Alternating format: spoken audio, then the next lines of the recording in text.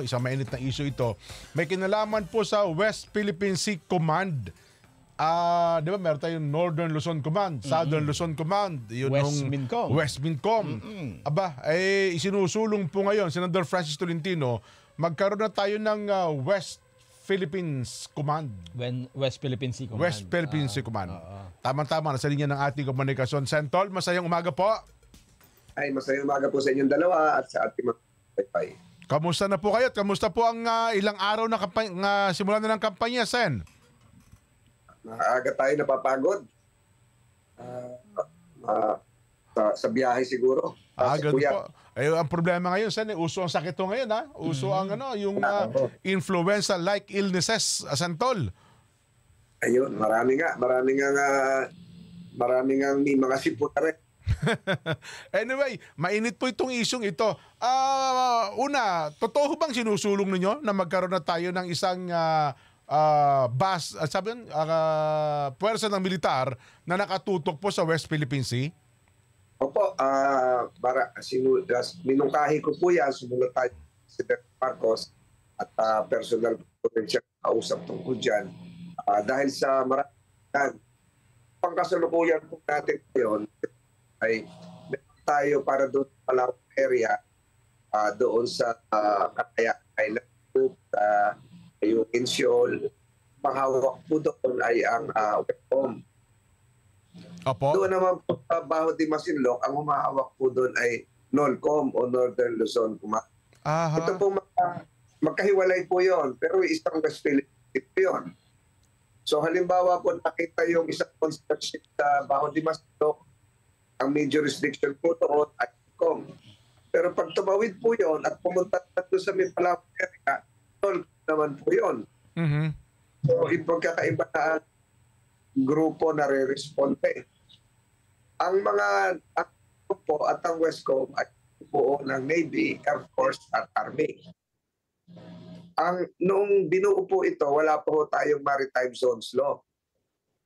Sa ating Maritime Zones Law, yung 12 nautical miles ay po yung territorial waters natin. Yung lampas po doon, yun na yung contiguous zone at exclusive economic zone. Ang mungkahi ko po, yung West Philippine Sea Command ay dapat po pakalampas ng 12 nautical miles papunta sa exclusive economic zones sa buong West Philippine Sea. At yung pong matitirang 12 nautical miles, doon na lang magpatrol yung Westcom at NOLCOM. Gamit po yung mga maliliit na patrol boats.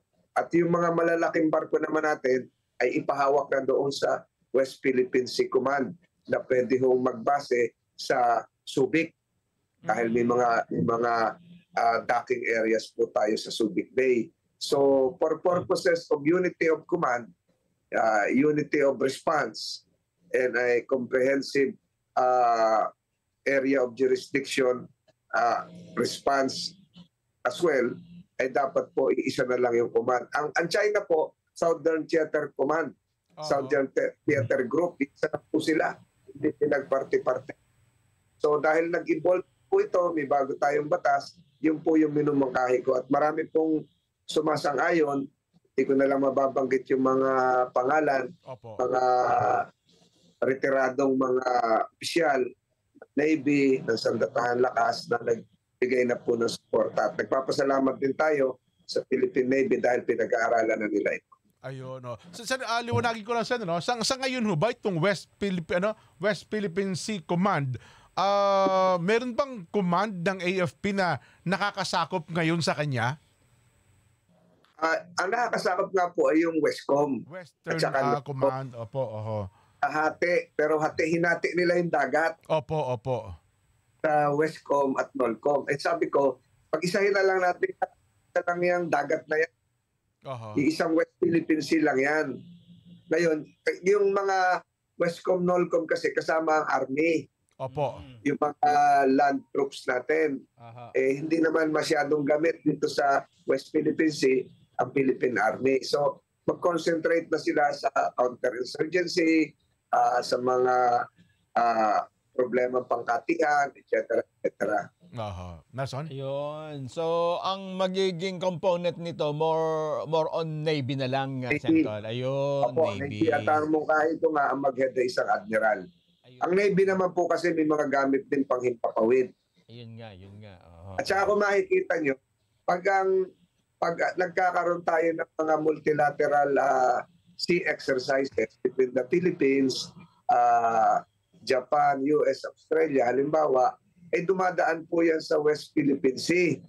Hindi naman po pag nagsimula sa Palawan, patawid ng Baho de Masinloc, ang kasali dito ay ang Westcom. Pagtawid doon sa kapila, ang kasali dito ay NOLCOM, Northern Luzon Command. Dapat isa na lang. Yeah. Kasi ang mga kaalyado natin, halimbawa ang US, ay Indo-Pacific Command. So isa na lang yan.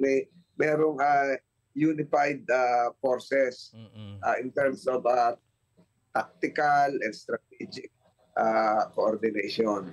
Ayun. Maganda nga para hindi na nakakalito, ano? Kung ano-ano pang mga jurisdiction. Kung minsan nga kasi minsan pag doon sa kalahati, yung boundary, teka, kami ang in charge dyan. Ayun nga. Tama. Hinahagad natin yung isang nambangga sa ating bangka. O dapat isa na lang. Hanggang dito na lang kami kasi iba na ang may jurisdiction niya. Parang yung mga barangay, di ba? Pag barangay, teka, iba na kapitan dyan, iba na dito. Dapat isa na lang.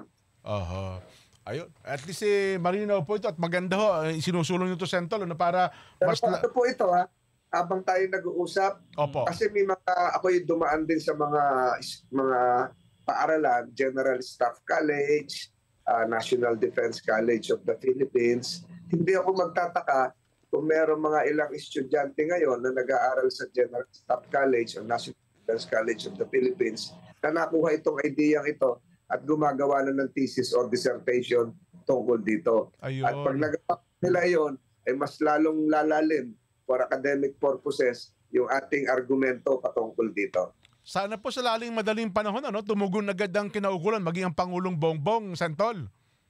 Ay pinag-aaralan na daw po. Medyo kasi pag pinag-aralan yan, merong yung mga kagamitan, yung mga personal na kailangan. Maalala nyo ng mga nakaraang panahon, nag-create ng bagong 11th Infantry Division. Yan po sang-ayon lamang sa Administrative Code of the Philippines. Ito po yung isang malaking division ng Philippine Army sa Hulo-Sulu. Na napasya lang po kamakailan lang. So dagdag po yun. So para tumugon naman doon sa peace and order situation doon sa area na. Ito naman, pangkalahatang West Philippine Sea kasi meron nga tayong bagong batas, yung Philippine Maritime Zones Law. At yung ating katunggali dito ay wala namang kinikilalang boundary yan. Hindi naman sinasabi nila, kayong Coast Guard namin, dito lang kayo sa Westcom. Pagdating doon sa kabila naman, doon sa Baho de Masinloc, ibang grupo naman. Isa lang sila, patawid-tawid lang sila. Tama. Diba? Talagang napapanood to, Sentol, sa init na issue to, sabi nyo nga, mapalakas natin yung ating puwersa, lalo na po sa mga karagatan, Sen. Tama po. Kasi, at saka pangatong malaking dahilan, meron po tayo existing Philippine Marine Fleet na naka-standby lang. Ngayon. So sila yung pwedeng bumuo ng pinaka-core ng nitong West Philippine Sea Command. At least anyway, Sen, maganda ho yan. Sana ako lang ang excited lang ako dyan sa lalong madaling panahon ma-implement para sabi nyo nga, tumatag talaga ang depensa natin, Sen. Tama po. Pati yung sa mga alyado natin ay isa na lang po yung kausap. Kasi ngayon meron na tawag na Task Force West Philippine Sea. Task Force West Philippine Sea. Task Force lang yun. Ibig sabihin, temporary lang. Ang tinutukoy ko pag West Philippine Sea Command, talagang operational. Hindi lang sa Pilipinas, may admiral, may sariling barko, may mga eroplano, may mga helicopter na talagang tutugon sa mga pangangailangan natin. At sila na rin yung in charge doon sa resupply sa Ayungin, etc. Sen, salamat po ng marami. Alam nyo naman, limitado ang ating oras sa pagkaumaga. Baka meron kayong mensahe sa ating mga taga-subaybay, Sen. Ay, wala po. Sa mga kababayan natin sa Quezon City, mag-ingat po tayo kasi yung sinasabing dengue outbreak ngayon, lalo po sa mga bata, ay talagang dapat pag-ingatan po yan para na sa ganun ay ligtas po tayo. Muli po, ito si Senator Francis Tolentino. Magandang umaga po sa inyo lahat.